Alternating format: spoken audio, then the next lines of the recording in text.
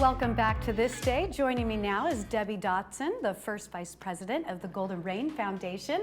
Thank you for being here today. It's so nice to meet you. Well, thank you. Nice to meet you too, Bobby. Welcome to our village. Thank you. So I'm learning about the hierarchy and how it works on board. So Yes. you're first VP. Right. So, but you're elected to that once you became a member of the board. Right. So every year we have three seats that, or 3 to 4 seats that transition every year. Our board service is 3 years long, and so then once we have an organizational meeting, once the votes of who's going to be on the board for that year, and then the nominations internally on the board are made for the officer role. So president, first, second, vice president, treasurer, and secretary. So yes, and then your peers elect you on the board. Yes, so interesting. And so what are your skills or your background, the things that you bring to this position? Oh my gosh. I have about 40 plus years of business experience. I was in the healthcare field for 16 years. I've been in the educational technology field now for about 17 years. I do a lot of professional development. I'm an adjunct professor. I still work. You're still teaching as a professor? I am. Where Online. are you teaching at? I teach at University of Maryland Global Campus and National University. Oh, wow. Yeah, so it's a lot of fun, and I volunteer to be on the board. I also volunteer for the PC Club. I do some of their classes. In fact, I'm going to do one right after our show. How do you have time for it all? I don't know, but I was so tired when I got home. I was in Colorado Springs for 2 days training teachers, and I got home and I just collapsed. So yes, I do have to sleep sometimes. Well, obviously you have lots of energy, and Village is very blessed to have your talents here. So going through some of the updates with the GRF. Sure. First off, the July 4th, the golf cart parade. Right. Tell us about that. Every year, they had a golf cart. They have had golf cart parades, and they've had different configurations of it. Well, the year before, I actually was in the golf cart parade with my technology golf cart, and but then everybody said, "Oh, it's over in gate, on a different gate. We want it." So this year we had simultaneous golf cart parade so that everyone got to enjoy it, and all the golf carts ended up at Clubhouse 2. Oh, I love that. That's so great. I heard there was like 100 golf carts. Oh, probably more than that at least. I know. Everybody goes out really you would be surprised at how cool some of the golf carts are. Oh, that's awesome. So, other thing you wanted to talk about, the Preparing for the Inevitable educational campaign. Tell me about this. Well, we have this wonderful foundation in Laguna Woods that, they help our residents with temporary financial distress and social services and things like that. But they've decided that nobody wants to talk about the future, what that is, whether you're incapacitated. So they're starting a program of preparing for the inevitable about advanced directives, and one of the components I'm going to help them with, which is digital assets, because now we have Facebook, social media, and people don't realize that, they have things that if they were not able to go to their social media accounts or to things that they do digitally now, they need to put someone in charge of that. So I'm going to be talking about that for the foundation, and I'm very happy to be involved with that. So basically like having someone who knows your passwords and all to get into all that kind of stuff. Right, exactly. In fact, this month, my episode on my show is Let's Talk Tech is about digital assets and your legacy. Interesting. Okay. And then something else is the garden centers, the advisory group. Right. So we have 2 wonderful garden centers, and they grow some great vegetables and fruit there. And I think 2 times a year they actually have a sale. I think one's coming up. I should have looked at the date, but a lot of the gardeners have things that they'd like to say. So Tom McCrae, who was the head of our golf operations, he's also taken over the garden center operation. So the staff suggested that we convene an advisory group of gardeners. And so we approved that, to have them go forward with that. Because of course, anytime we have a committee or a group, ad hoc or anything, it has to be approved by the board. So that was brought forth to us, and we did have quite a lively discussion about it, but we will do it, and we'll try it out. We'll see how it goes. Yeah. What are the concerns, or what are the things that you're trying to fix and make better? Making sure everybody keeps their garden plots up, making sure that nobody's overlapping other people's, being kind when you're in the garden center. You know, there has been some construction in some of the garden plots that was not in compliance that had to be removed. And so gardeners, you know, most of our gardeners are very diligent. They love their gardens. They really take care of them. And so they want to just keep it that way. What are the non-compliant things so that people know? I don't know if I should tell this, but I'm going to. We found a structure, I think about 2 years ago, built where people were there with, it was kind of like a bar, an outdoor bar. So you're enjoying your garden. They were enjoying their garden too much. So how could you maybe do that would be in compliance without, so was it like a building, like a shed type thing? Yes, so it's we have tall rules, right. Okay. Yeah, we have written rules of what you can and cannot do, and everybody has to agree to that. Right, and you have to follow those rules, or you will be in violation, and you will come before the hearing committee for compliance violation. But I do love the feeling and the joy behind it of like, hey, I've worked really hard to cultivate this garden, and I want to sit here and look at it and enjoy it. I do love that spirit. It was a little more than that. That's why we had to get rid of it. But we agree that you're not supposed to drink in your garden, though. Okay. So there's the electrical vehicle chargers behind the community center. This is a hot topic, you were saying. Yeah, it is. So years ago, we got some grants and we put in chargers behind the community center here. And then our residents get a slightly reduced cost. They're through a company called ChargePoint. And we've been talking about EV chargers in the village and you know, what's going to happen in the future now for several years. It's just, those are right now what we have. But it was determined that we weren't covering the cost of the electricity. So what we have right now is we've asked the staff to start to monitor, because we don't subsidize people's gasoline in their tanks. So we can't really subsidize their electric use outside either. So we need to make sure we're breaking even. So the staff is embarking on a project to review that each month and bring that back to the board so that we can determine how we best move forward with it. There's 2 types of chargers back there. One of the things about EV chargers is the technology is changing rapidly, and new types of chargers are coming. Many gas stations are actually going to be adding chargers in the next 3 to 5 years. Oh, I did not know at that. Gas stations. So the availability for chargers will be all over, and so we noticed, we've been monitoring the use behind it. We're not losing a lot of money, but enough that we need to pay attention to it. Okay. And also I was quoted in the Globe today, I just saw about it, what I said during the meeting. Okay. Well, yeah, you hope that the purchasing of the electric vehicles equals how many charging stations are going to be available. Well, that's the thing. We're GRF, you know, we're only over the common areas. So a lot of people would like to charge in their carports. That's not a GRF function, that's a mutual function.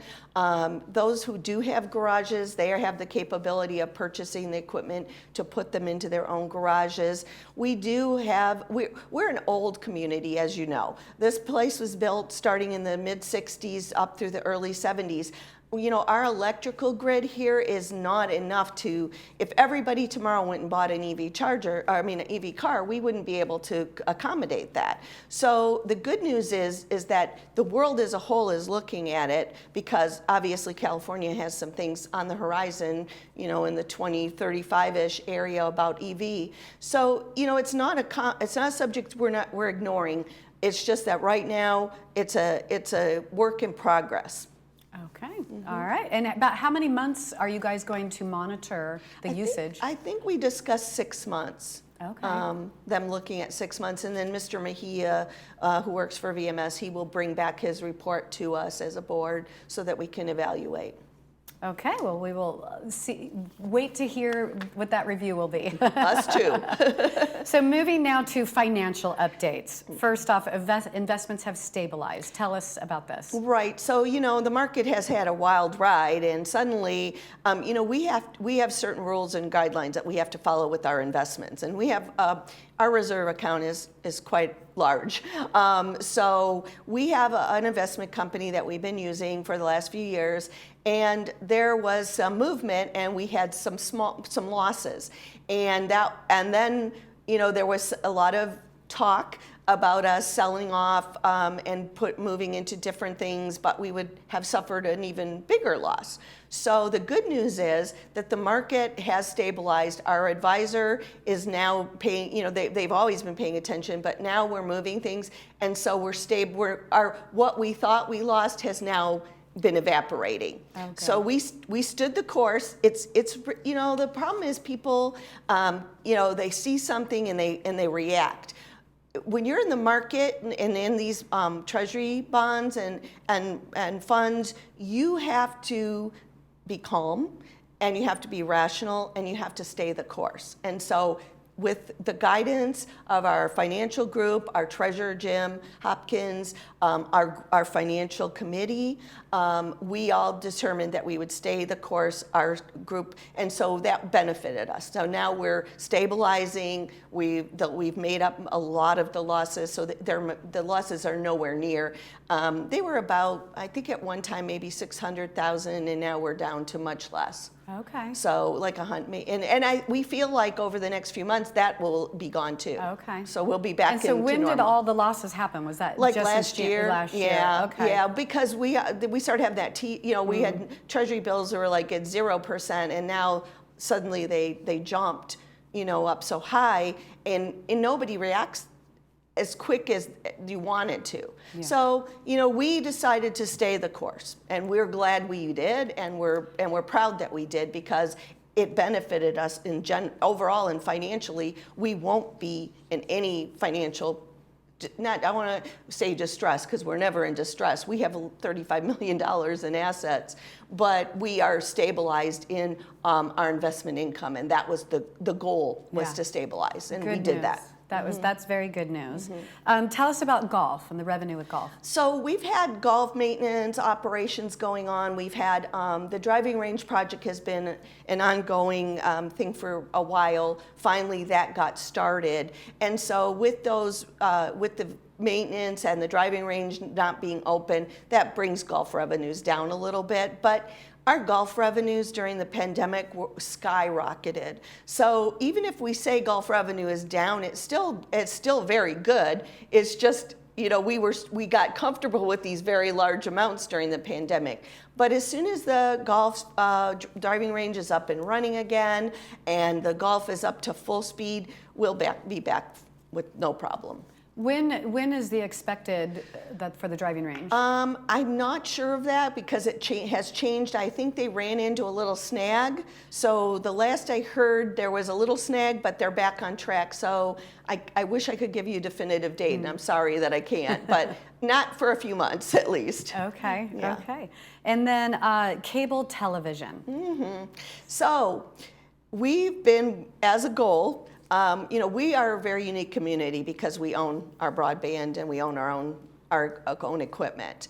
And so, but streaming and Netflix, Amazon Prime, all of the things like that are now something that people are getting aware of. And in fact, I've been educating them on my show about moving to streaming. So as a result of that brings our revenue down a little bit, because people aren't adding on. Let's say they were buying their box from us, renting their box, and they were adding HBO.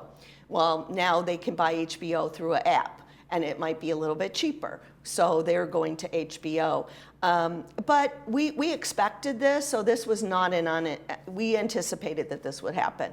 And we want people to start to move to streaming, because programming costs have skyrocketed, and for us to continue to keep buying the channels and things, we do this every few years. We have to renew our contracts. they have become exorbitantly expensive. And as a community, since that comes out of our pocket, we have to weigh it out. We have to weigh out whether or not we are the ones providing the content or whether we move people to streaming. And it's an ongoing conversation. We have a full committee, a broadband committee, and that is, we talk about this constantly. Wow. So how far in the future do you think it will go to 100% streaming? Well, that's a $1 million question. When we first started talking on broadband about this, we thought we had 5 or 10 years. Now we're probably looking more to like 3 to 5 years. And because we renew our contracts on a rotating basis for these different programming packages, we have to also consider that, because we have to make sure that we have something available. If a contract's going to end, we have to have an alternative, because our residents, they are used to having their television right there, and streaming is a paradigm shift. It's not the channel 7 on your remote anymore, it's a tile on your screen. So that's why I've been educating everybody. So yep, the things are always, the only thing that's consistent is the fact that things are changing. Exactly.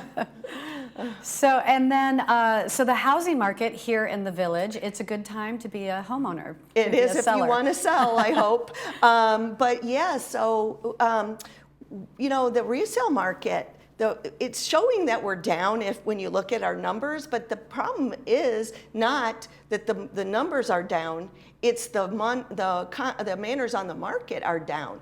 People are staying here. It's a wonderful place to live, and they realize it's a wonderful place to live. So they're staying in their homes, and they're not selling. So our availability on the market right now is very, very low, and that's what's bringing our overall numbers down. You know, unless somebody, all of a sudden we get a lot of people who want to sell, I don't know when that's going to shift, because I think we're down probably, like, the number of available units on the market is like half of what it normally is. And that's a significant number. Wow. And then if you listen to the overall real estate market, you know, the prices in Orange County have stabilized and come down a bit too. But the interesting part about this community that I've known, I've been here for 6 years, is that our property values don't rise as quickly, but they don't fall as quickly. So we're pretty stable right now. Okay, that's what I was going to ask, is if the low inventory is driving up the prices of the houses. I'm sure in certain units it is, especially ones that have been remodeled. I know that, but some units are staying on. If a really nice unit comes on the market in a good price point, maybe 2 to 10 days at most. Wow. Yeah, and I don't know that we're having the bidding wars, but I'm not in real estate, so I don't know. But so yeah, I don't know if we're having the bidding wars, but I do know that the time on the market for a desirable unit is very low. Very quick. Yeah. Okay. And so budget meetings. I saw that on the meetings today. There's 2 meetings. Yeah, those were the mutual meetings. But yes, right. we start our budget planning. The first meeting we have is something like May, and then GRF has their budget meetings. Then we have an overall budget meeting, and then the mutuals have their budget meetings. But it's an ongoing, iterative process that we do for several months before we come back with the final budget that we all vote on. Okay. So budgets, we have our pencil sharpened, and everybody is scrutinizing. As you know, costs have risen substantially, and it's a challenge in our community because we do know that so many people are on fixed income that to keep our HOAs where we can keep the level of service up but not go crazy with raising our fees. It's a big challenge. People don't realize how hard we work on this. We all live here. You know, people will say, well, you're not looking at it. We are looking at it because we have to pay it too. Right. So we're really like focused on trying to come to that happy medium. Okay.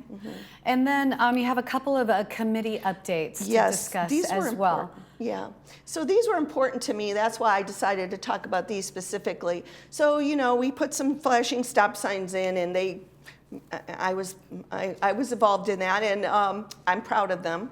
But some people, so we're looking at the effectiveness of those stop signs. We did it as a pilot anyway. People got very upset about them, but we never intended to do more than a small number to see, because we had a lot of people are rolling stop signs, they're not paying attention. We have a lot of pedestrians, we have a lot of visual impaired people here. So as a result of the Vision Club last year, and when we started the stop sign project, now the conversation comes up for our crosswalks. We have several crosswalks that don't have stop signs, and so we're trying to figure that out. So it was decided in that committee that they would get a study done. And so they're just embarking, they just approved it. Oh, good. So we don't know the results. Yes, well, hopefully that turns out well. And we're just about out of time. Oh, okay. So any Wow. one last update you wanted to mention? My pet project, the Clubhouse 1 renovation, finally, years of discussion, we finally are going out for bids to start our beautification project at Clubhouse 1. It'll be done in phases because we use that clubhouse so much, we can't possibly take rooms out of commission for very long. So we're excited. We picked good. our colors, we picked our flooring, our lights, we're excited. Oh, how exciting. Yes, wonderful. Well, thank you for joining us. Appreciate you being here. Thank you, Bobby. And stay with us because we have announcements and weather coming up right after this.